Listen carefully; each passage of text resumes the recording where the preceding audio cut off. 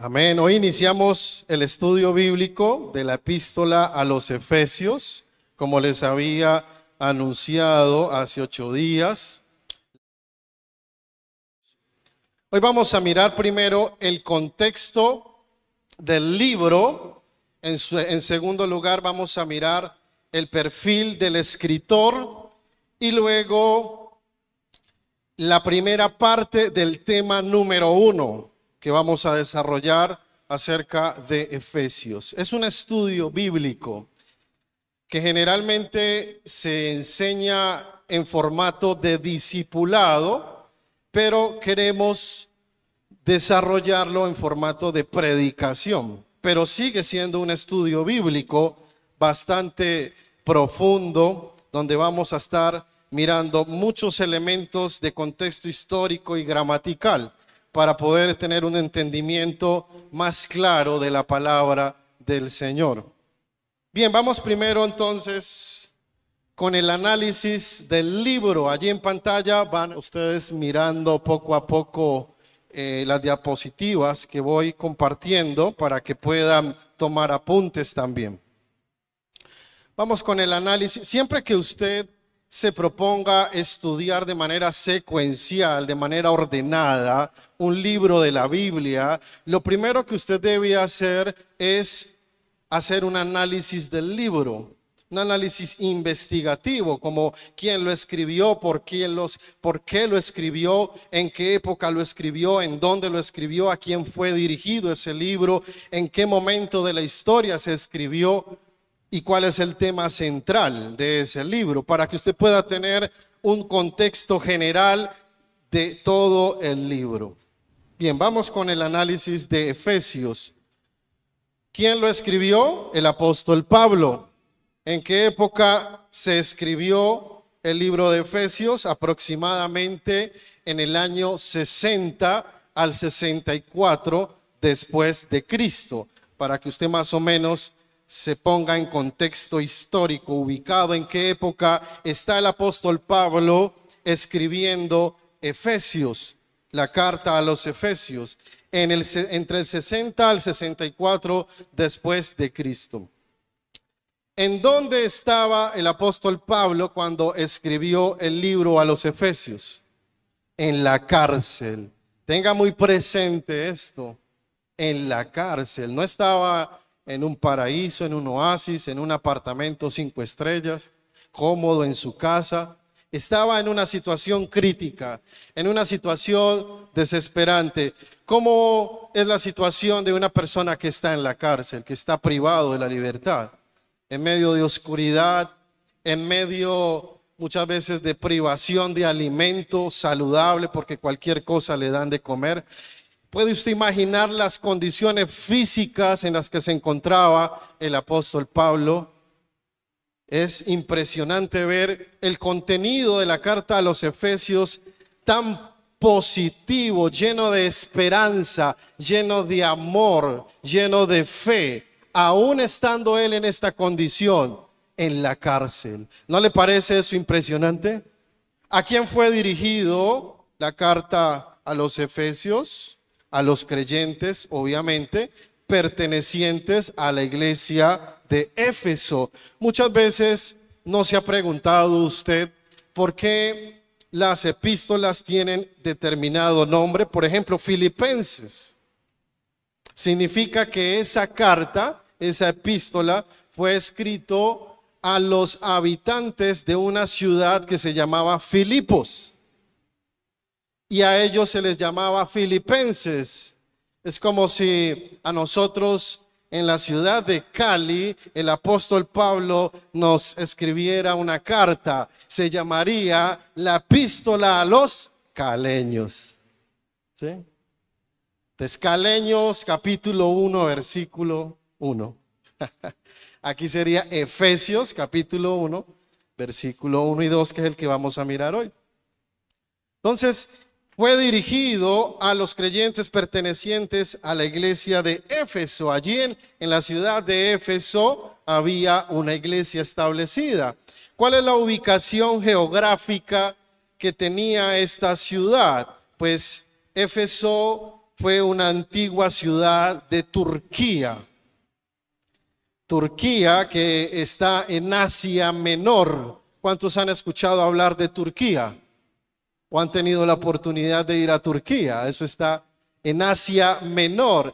Y allí en Turquía había una pequeña ciudad que se llamaba Éfeso. Actualmente está en ruinas. Ya no existe nada de esa ciudad, Éfeso. Solamente hay ruinas. De hecho, usted puede ir y conocer Éfeso y lo único que va a encontrar son ruinas. Bien, vamos al contexto histórico. El contexto histórico es el siguiente. Resulta que allí en Éfeso habían unos judíos que se habían convertido al evangelio. Esa era la iglesia primitiva, lo que se llamaba la iglesia primitiva, pero resulta que estos judíos se inclinaban por ser muy separatistas, muy exclusivos. Se separaban de sus hermanos, de otras personas convertidas a Cristo que eran gentiles. Recuerden ustedes que los judíos eran nacidos allí en Israel, pero los gentiles eran extranjeros. Eran personas que venían de otros países, de otras naciones, de otras ciudades, fuera del pueblo de Israel.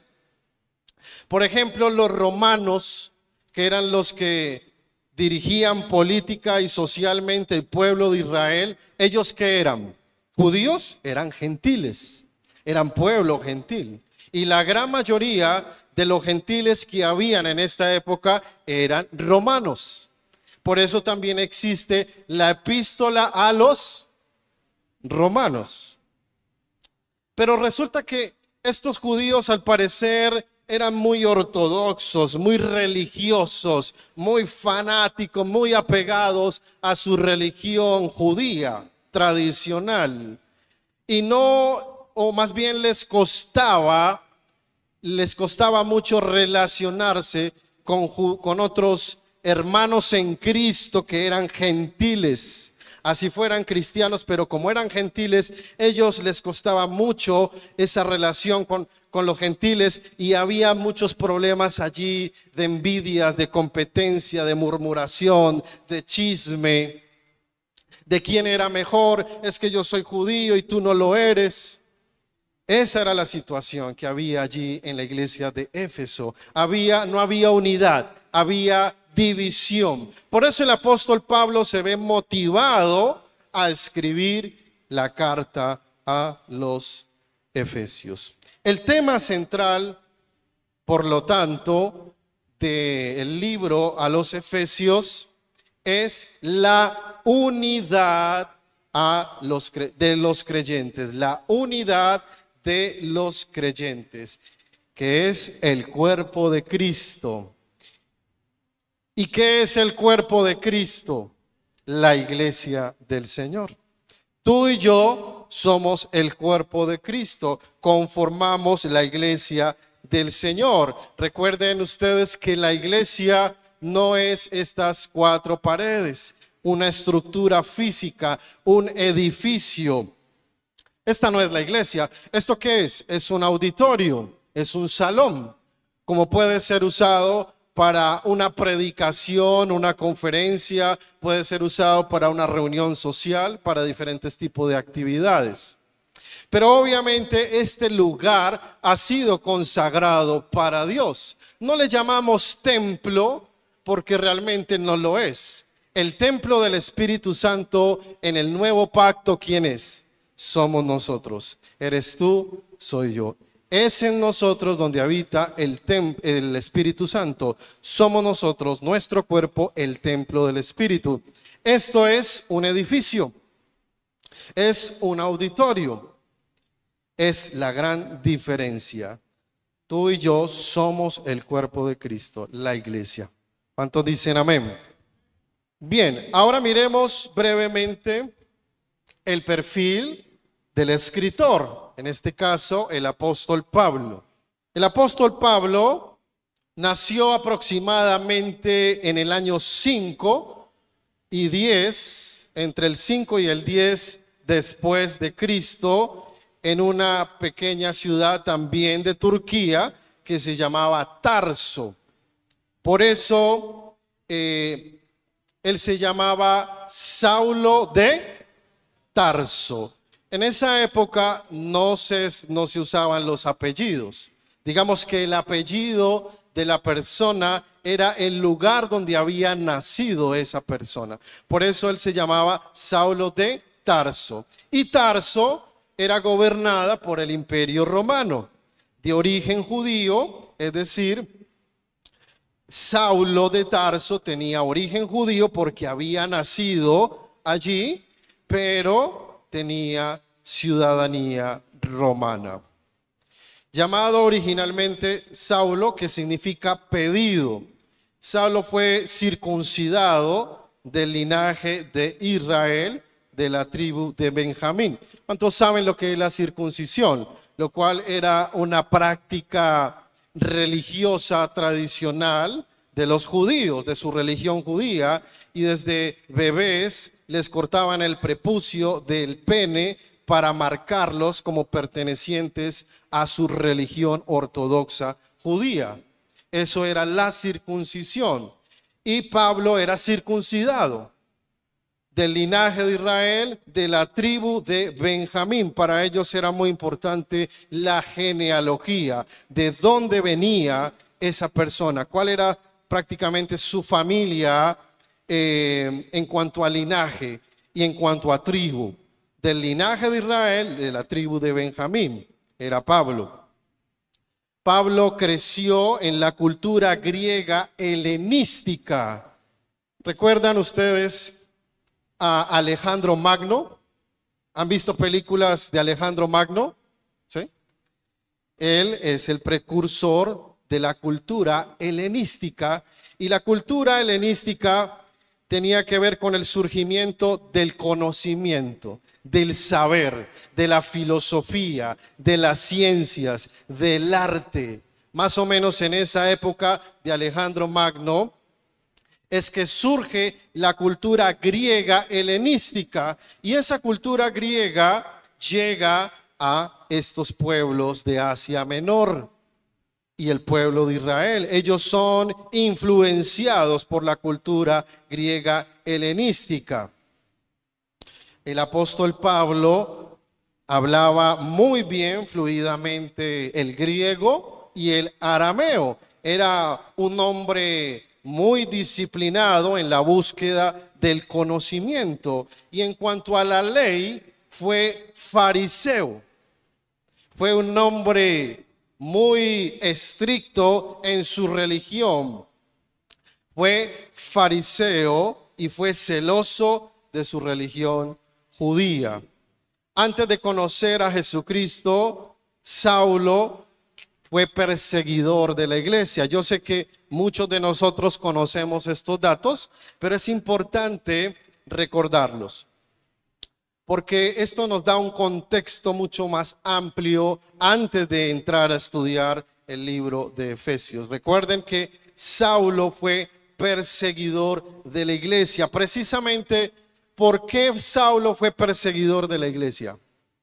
Porque era celoso de su religión judía, porque era fariseo, quería cumplir la ley a cabalidad y era celoso de otras personas que no obedecieran la ley a cabalidad. Se enojaba, le ardía su alma y su corazón por ese celo que tenía por la ley. Por eso persiguió a la iglesia. ¿Cuántos saben que Pablo estuvo en la muerte de Esteban? Posiblemente él estuvo allí muy cerca, viendo cómo lapidaban a Esteban con piedras. Y yo creo que Pablo se sentía orgulloso, estaba contento, estaba feliz, porque sentía que estaba cumpliendo su labor, persiguiendo a los herejes de la época, que supuestamente eran los que seguían a Cristo. El apóstol Pablo fue escogido directamente por Jesucristo, porque Jesucristo se le revela a Pablo en camino a Damasco. Jesucristo mismo se le aparece a él y habla con él y le dice, ¿por qué me persigues? Y Pablo reconoce a Jesús como su Señor, le llama Señor. Inmediatamente reconoce a Jesús como su Señor, como su Salvador, y comienza una relación con él. El apóstol Pablo fue el único que fue discipulado. Escuche este dato tan interesante. El apóstol Pablo fue el único que fue discipulado por Jesucristo glorificado. Aló. ¿Jesucristo qué? Glorificado. Una cosa es Jesús antes de ser glorificado, antes de morir en la cruz. Otra cosa es Jesucristo, aunque estamos hablando de la misma persona, obviamente, pero en dos condiciones diferentes. Jesucristo después de la resurrección.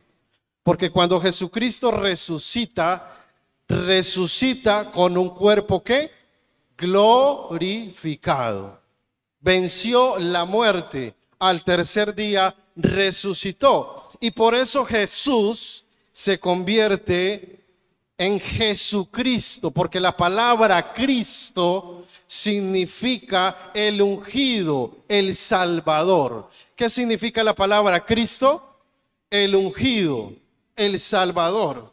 Entonces, ¿cómo era el nombre natural de este hombre maravilloso, nuestro Salvador? Se llamaba Jesús. Pero ¿cuándo se convierte Jesús en el Cristo? Cuando resucita. Amén.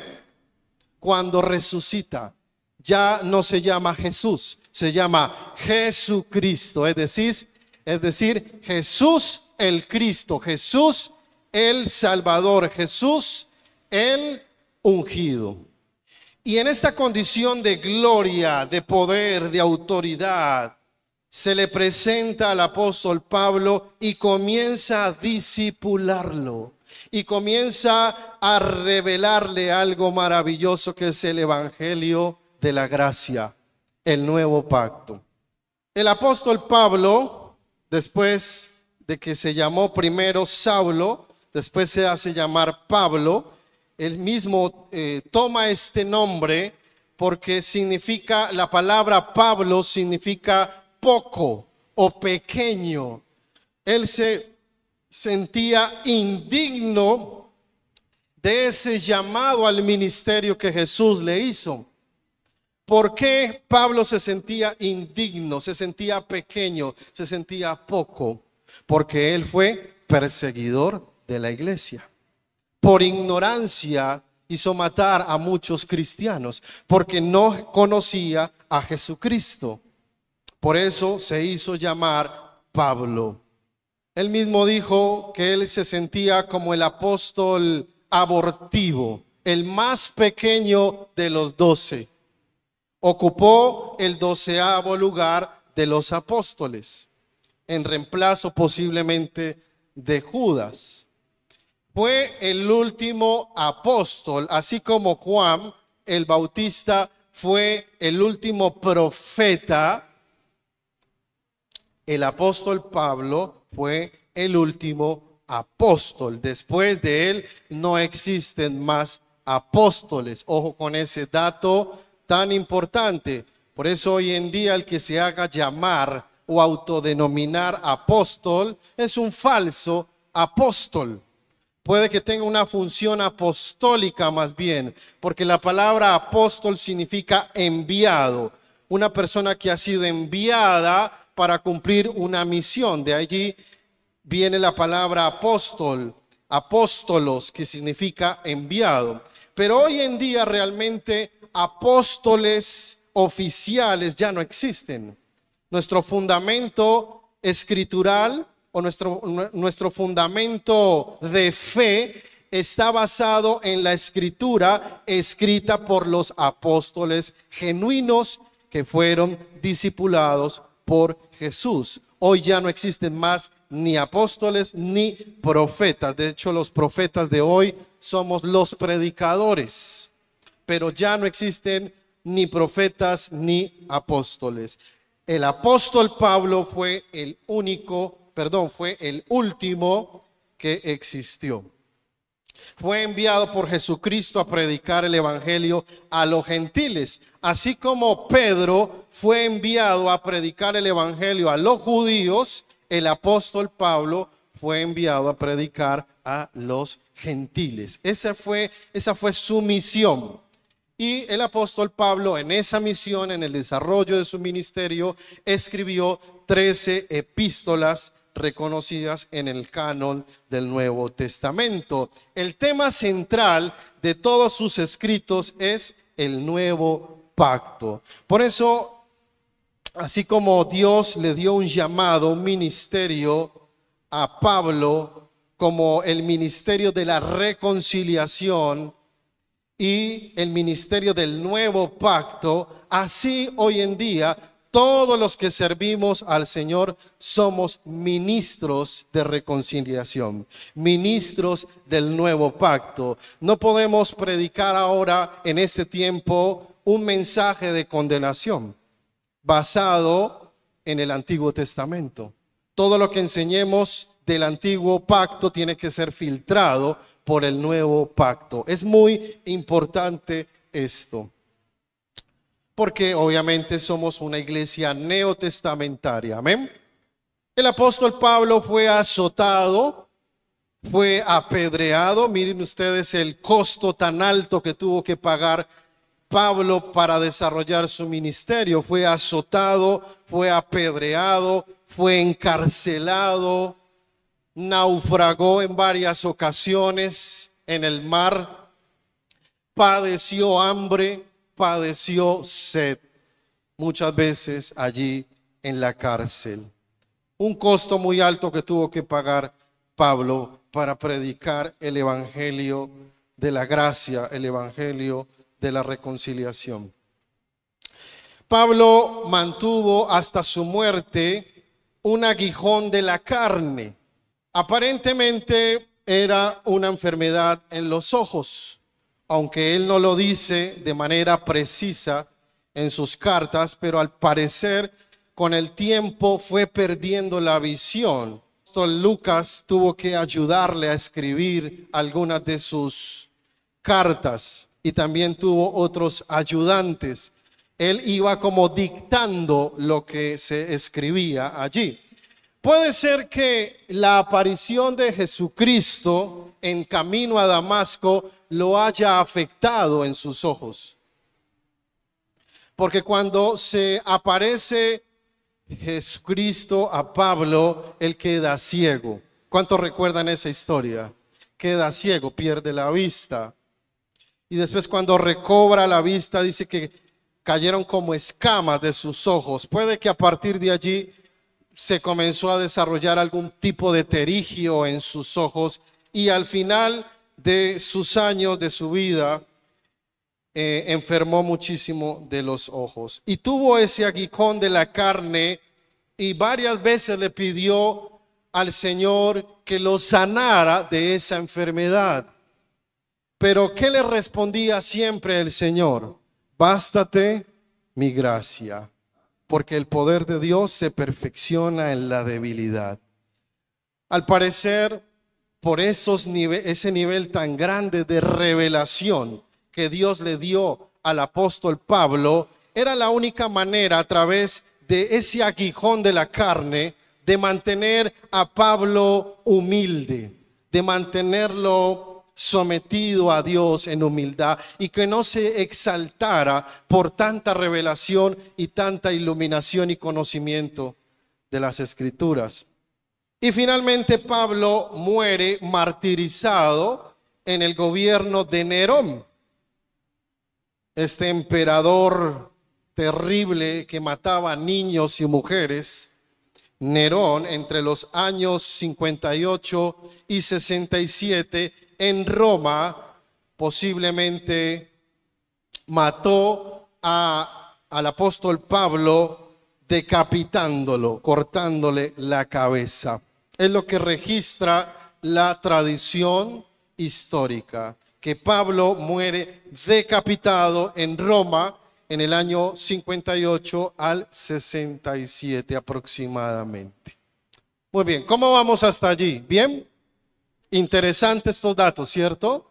Todos estos datos son bíblicos, es lo que encontramos en la Escritura, y el último dato de su muerte lo encontramos en la tradición histórica.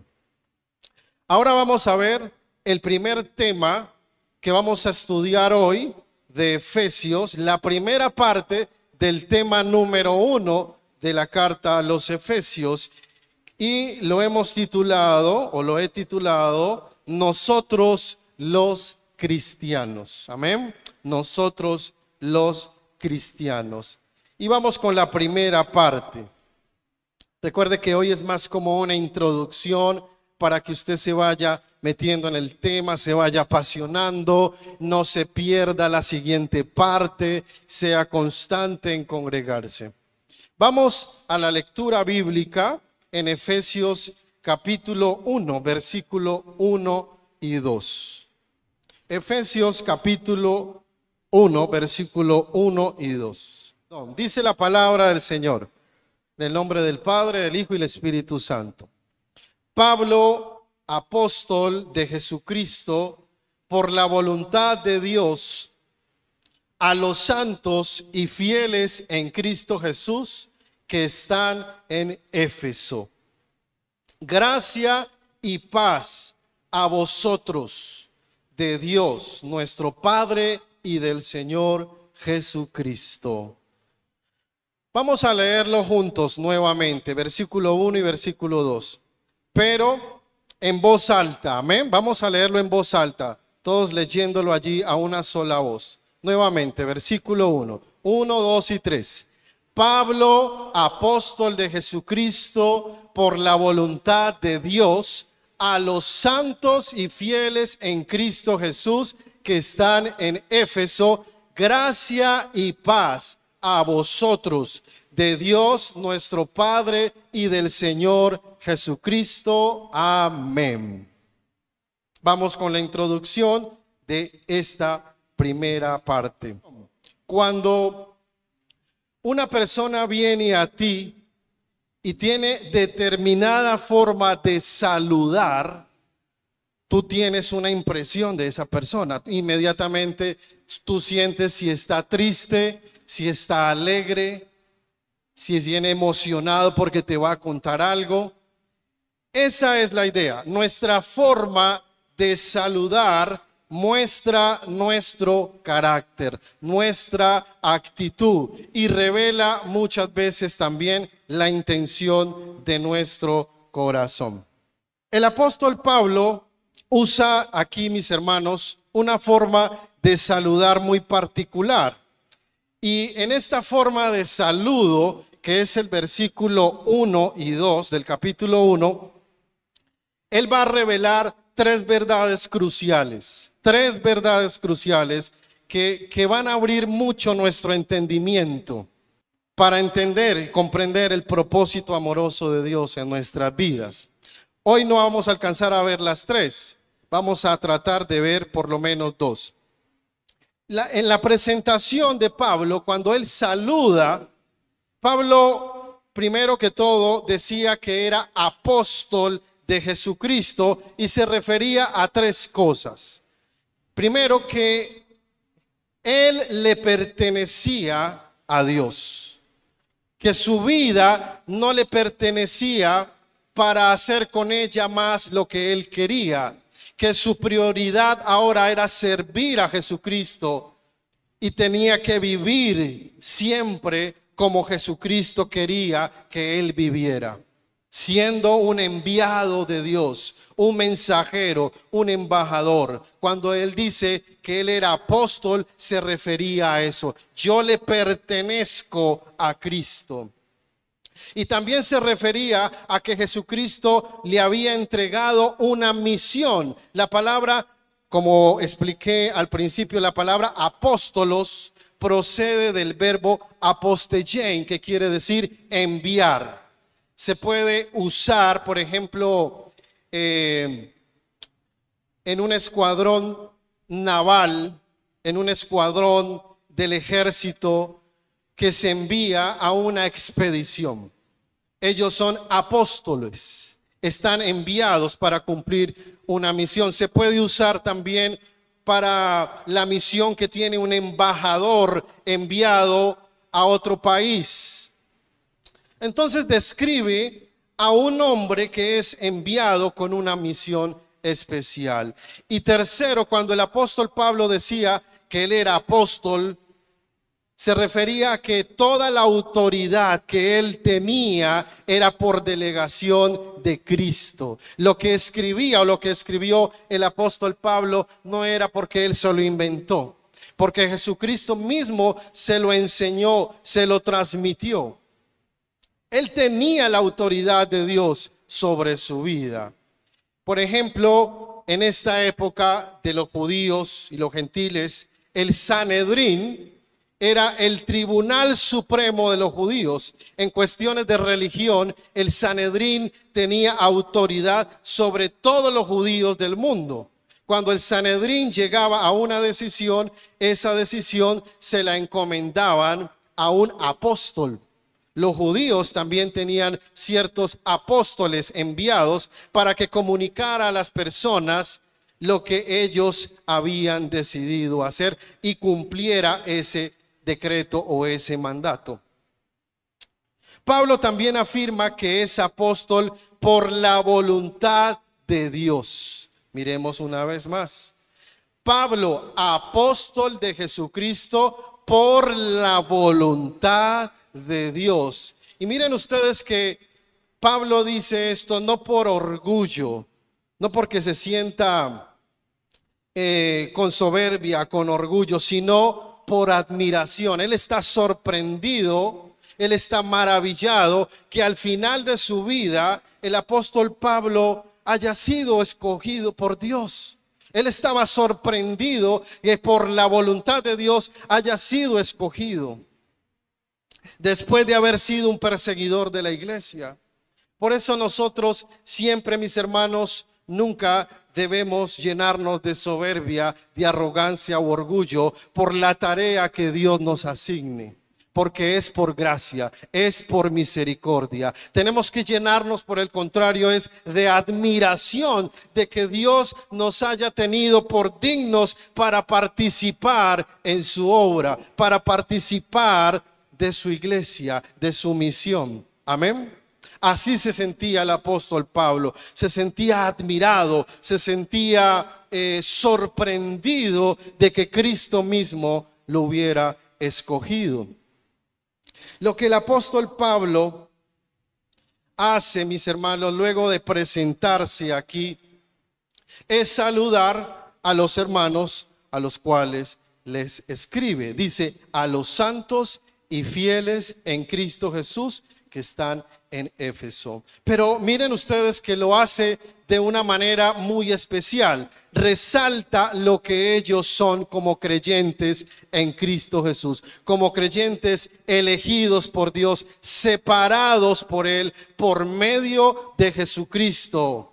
Y también reconociendo el compromiso que ellos tienen con Cristo, porque dice, fieles en Cristo. Pablo está emocionado aquí. Pablo parece que está muy animado de enseñarle a estos creyentes de Éfeso quiénes son ellos en Dios a través de la maravillosa obra de Cristo. Está muy emocionado de poderles dar esta buena noticia. La intención, el deseo que tiene Pablo es que ellos conozcan quiénes son como creyentes verdaderos en Cristo, su posición espiritual que ellos tienen delante de Dios. Resulta, para darles, hermanos, un poquito más de contexto antiguo de lo que sucedía allí en Éfeso con los judíos y los gentiles, resulta que Pablo le está hablando a una congregación que era mixta, donde habían judíos, donde habían gentiles. Y el pueblo gentil era despreciado por los judíos. ¿Era qué? Despreciado. los judíos veían a los gentiles como poca cosa. Y puede ser que estos gentiles se sentían así, como poca cosa, menospreciados. Su autoestima estaba afectada por los judíos religiosos de la época. Se sentían menos privilegiados que ellos. Se sentían desechados en cuanto a la aceptación de parte de Dios y por parte de algunos miembros de la iglesia primitiva que también los rechazaban. Entonces aquí Pablo comienza a darles a los gentiles primeramente una identidad, a todos por igual. Tanto judíos como gentiles, a todos por igual, a todos los pone en el mismo nivel. Trayendo este concepto, esta idea de lo que sucedía en el contexto social e histórico de ese momento, trayéndolo a este momento, a nuestro contexto actual, hermanos, nos encontramos ciertamente en un mundo que tiene un sistema de valores torcidos. ¿Un sistema qué? De valores torcidos, en el cual predomina el odio, en el cual predomina el rechazo, el abandono, la envidia y sobre todo la competencia desleal entre unos y otros. El ser humano está profundamente necesitado de algo que se llama aceptación. ¿Cómo se llama? Aceptación. Necesita sentirse aceptado, necesita sentirse valorado, respetado, apoyado. ¿A cuánto les gusta sentirse aceptados? Amén. A todos, valorados, respetados, apoyados. Pero lastimosamente esa necesidad de aceptación, las personas lo buscan en lugares y en personas equivocadas. Buscamos esa aceptación en lugares o en personas equivocadas. Y quiero hacerte 3 preguntas claves. Primera pregunta: ¿sabes quién eres como creyente en Cristo Jesús? Preguntas reflexivas para que usted reflexione, para que usted piense allí. ¿Sabes quién eres como creyente en Cristo Jesús? Segunda pregunta: ¿sabes cómo te ve Dios? ¿Sabes cómo te ve Dios? Y tercera pregunta: ¿sabes cómo te quiere bendecir Dios? Esas son las 3 preguntas claves que vamos a desarrollar. ¿Quién soy yo como creyente en Cristo Jesús? ¿Cómo me ve Dios? ¿Y cómo me quiere bendecir Dios? ¿O cómo me ha bendecido ya Dios? Miren ustedes que la iglesia romana, la iglesia católica romana, en cuanto a tradición religiosa, enseña que para ir al cielo hay que hacer ¿qué? Aló. Para ir al cielo hay que hacer buenas obras. Es lo que enseña la iglesia católica romana. Para ir al cielo hay que hacer ¿qué? Buenas obras. Y la gran mayoría también, aunque usted no lo crea, de denominaciones evangélicas de corte carismático pentecostal que profesan una teología de línea arminiana, creen o enseñan que la salvación ciertamente es por fe, no es por obras, pero que el hombre es el que escoge a Dios. El hombre es el que escoge a Dios y no Dios al hombre. Eso enseñan la gran mayoría de denominaciones evangélicas de corte arminiano. Pero resulta que nuestra postura teológica como cristianos bíblicos de corte fundamentalista, que nos identificamos con una línea teológica reformada, creemos que ciertamente la salvación es por gracia, por medio de la fe, es por gracia, por medio de la fe, no por obras, pero es Dios el que escoge al hombre para salvación. ¿Por qué? No es el hombre el que escoge a Dios, es Dios el que escoge al hombre para salvación. ¿Por qué? Porque el corazón del hombre está pervertido por su propia naturaleza caída. Y esa naturaleza caída le inclina naturalmente hacia el pecado, le inclina hacia la maldad y no desea ni puede buscar a Dios. El corazón de la persona está pervertida, está dañado, está endurecido. Cuando el corazón de esa persona es ablandado, se arrepiente y quiere buscar a Dios, el que produjo ese cambio en esa persona fue el Espíritu Santo, por medio de la elección de Dios. Dios eligió a esa persona para salvación, por lo tanto, en el tiempo de Dios, el Espíritu Santo toca el corazón de esa persona, porque el Espíritu Santo es el que convence de pecado y de juicio. Por lo tanto, la persona se arrepiente y llega a los pies de Cristo. Por eso, toda la gloria siempre es de Dios, nunca es del hombre. Y vamos a tener un cambio de cosmovisión respecto a este tema y a otras cosas interesantes en cuanto a soteriología, en cuanto a salvación.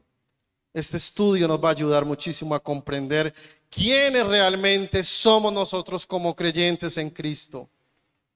Y esto nos va a ayudar, hermanos, a recuperar una sana autoestima espiritual. Y muy seguramente nos va a ayudar también a sanar heridas emocionales que han sido resultado del desprecio en las relaciones interpersonales. A todos nos ha sucedido. En algún momento de nuestras vidas, sea tu papá, sea tu mamá, sea un familiar, un hermano, un tío, un amigo, un primo, o tu esposo, tu esposa, te ha menospreciado y ha generado dolor, heridas emocionales en tu corazón. Esta palabra que vamos a estudiar nos va a ayudar a sanar esas heridas, a recuperar nuestra autoestima espiritual. Vamos entonces con el primer punto, y es que tenemos una identidad. ¿Tenemos qué? Una identidad. ¿Y qué significa tener identidad?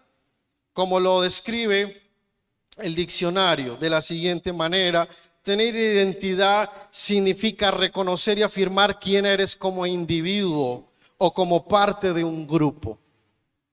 La identidad abarca aspectos como la personalidad, valores, creencias, cultura, historia, experiencias y relaciones con los demás.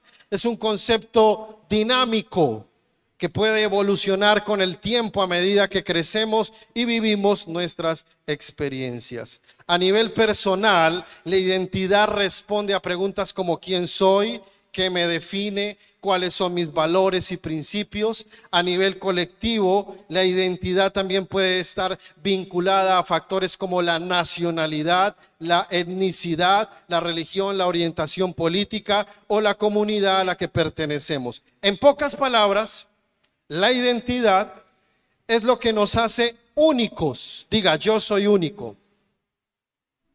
Eso es lo que nos hace únicos, la identidad, y nos da un sentido de pertenencia en el mundo. El versículo 1 dice: a los santos y fieles.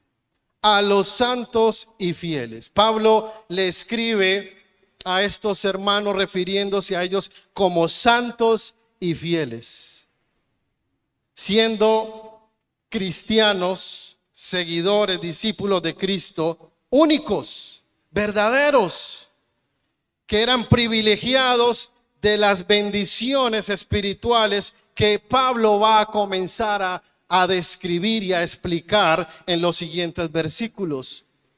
A los santos y fieles. Ahora, el orden del texto original es a los santos que están en Éfeso y fieles en Cristo Jesús. Así dice el texto original. A los santos que están en Éfeso y fieles en Cristo Jesús. Aquí hay unas preguntas interesantes. ¿Quiénes eran ellos? Eran santos. ¿En dónde están? En Éfeso.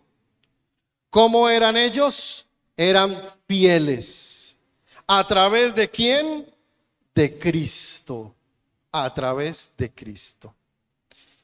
En griego, la palabra que aparece allí es agios, que significa, mire este dato tan interesante, significa elegidos, separados, diferenciados, distinguidos.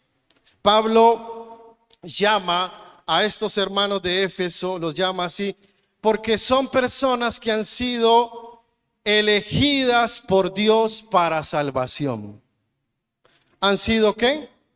Elegidas por Dios para salvación. Personas a los cuales Dios les ha perdonado sus pecados, les ha otorgado vida eterna. Tiene que ver con la elección del creyente. Cuando el apóstol Pablo llama a estos hombres y mujeres los santos. Ahora también tiene que ver con aquellos hombres y mujeres que han sido nacidos de nuevo. Han sido nacidos de nuevo. A estos se refiere el apóstol Pablo cuando dice a los santos.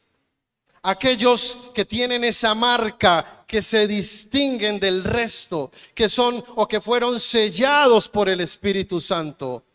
Eso tiene que ver con la distinción del creyente. Una cosa es lo que tiene que ver con la elección del creyente, de que yo fui elegido por Dios para salvación, y otra cosa tiene que ver con la distinción del creyente. Una cosa tiene que ver con posición, otra cosa tiene que ver con condición. Mire lo que dice Hebreos capítulo 6, versículo 10. Porque Dios, aquí aparece la palabra agios, de la cual yo le estoy compartiendo, que significa elegidos, separados, diferenciados, distinguidos. En Hebreos 6:10 dice lo siguiente, dice la Escritura, porque Dios no es injusto para olvidar vuestra obra y el trabajo de amor que habéis mostrado hacia su nombre, habiendo servido a los santos. Aparece la palabra agios en griego, a los santos, y sirviéndoles aún. ¿Quiénes somos tú y yo? Santos a través de Cristo. Es la posición que ya tenemos como hijos de Dios. Ahora, en referencia a la elección, volvamos a la presentación. En referencia a la elección de Dios para salvación, miremos Juan capítulo 15, versículo 16, que dice, no me elegisteis vosotros a mí, sino que yo os elegí a vosotros. Está súper claro en la palabra. No fuimos nosotros los que escogimos a Dios, seguir a Dios, amar o obedecer a Dios. Si tú estás en el camino del Señor, es porque Dios te eligió a ti. Amén. Primera de Juan capítulo 4 versículo 19 dice, nosotros le amamos a Él porque Él nos amó primero. Desde antes de la fundación del mundo ya Dios te conocía, te había escogido y te había amado y había preparado a su Hijo Jesús para venir y morir en una cruz por ti y por mí. Amén. Primera de Pedro, capítulo 1, versículo 2. Dice, elegidos según la presciencia de Dios, Padre, en santificación del Espíritu para obedecer y ser rociados con la sangre de Jesucristo, gracia y paz os sean multiplicadas.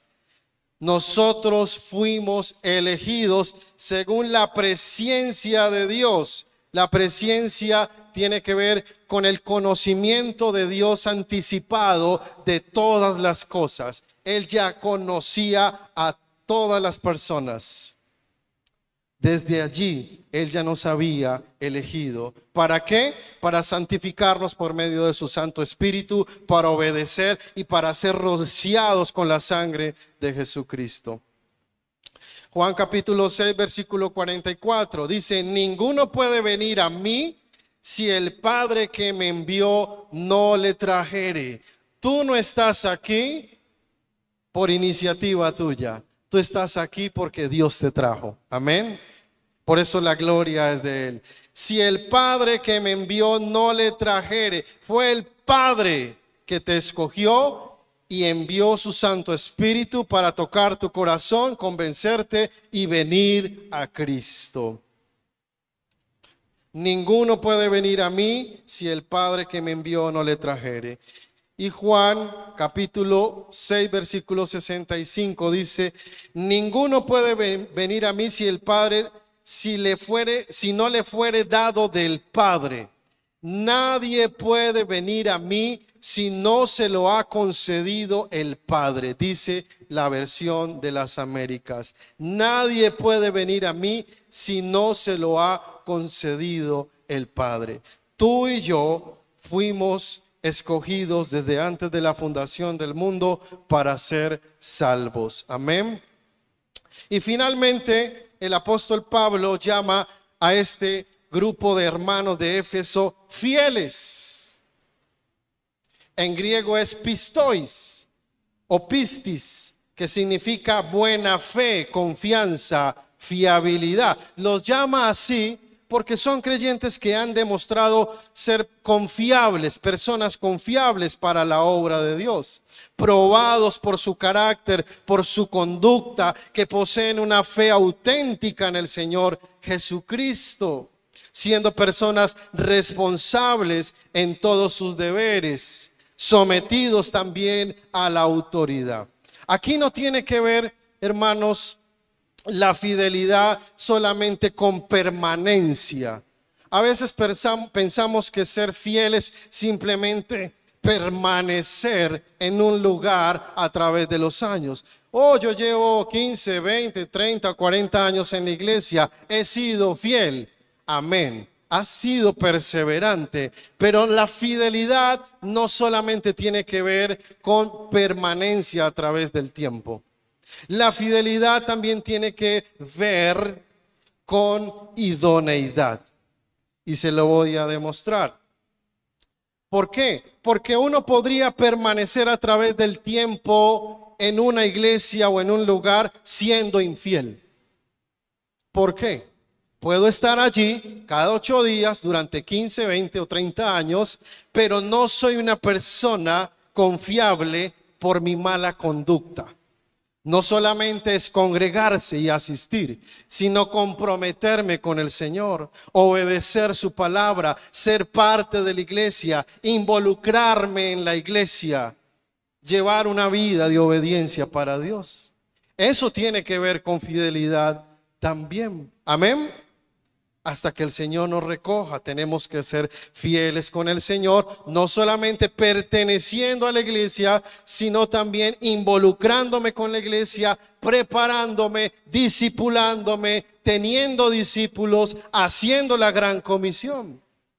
Segunda de Timoteo capítulo 2 versículo 2 dice, aquí se usa la palabra en griego pistois, que es la que aparece también en Éfeso, y dice: lo que has oído de mí ante muchos testigos, esto encarga a hombres fieles, ojo, a hombres que fieles, pistois, que sean idóneos para enseñar también a otros. Aquí es donde la palabra fidelidad tiene relación con idoneidad.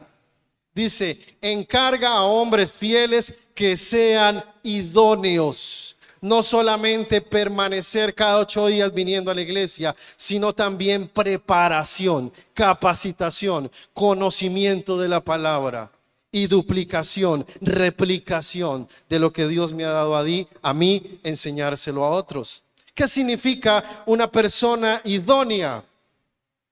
¿Qué es ser una persona idónea? Una persona idónea significa ser alguien que posee las cualidades, los conocimientos y las habilidades necesarias para desempeñar eficazmente una tarea o una función. Entonces la idoneidad implica responsabilidad, implica ética, implica conocimiento, capacidad, entrenamiento, para que lo que yo haga lo haga bien. Eso es ser una persona idónea. Por ejemplo, en un trabajo, una persona idónea es aquella que cumple con los requisitos que pide la empresa, que tenga ciertos conocimientos, cierta capacitación, que tenga la capacidad para realizar las funciones de su trabajo de una manera eficiente, de una manera correcta. Y en términos personales, ser idóneo también puede referirse a ser una persona confiable. Una persona en la que se puede confiar, en la que se le puede delegar una función, una responsabilidad, porque sabemos que esa persona va a cumplir, que es honesta, que es adecuada para hacer ciertas funciones. En resumen, la idoneidad es la combinación de aptitud, preparación y valores que hacen a alguien adecuado para una determinada tarea o responsabilidad. Y vamos a dejar allí el punto número 2 para la siguiente enseñanza. Amén. En resumen, ¿qué vimos hoy?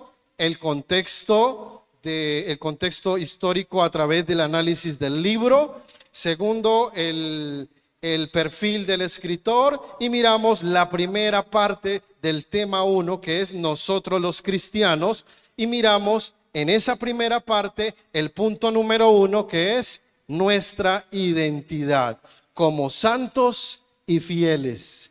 Tú y yo somos santos y somos fieles. Santos por posición y condición, y fieles por compromiso y responsabilidad e idoneidad con nuestro trabajo y funciones en la iglesia del Señor. ¿Cuántos dicen amén?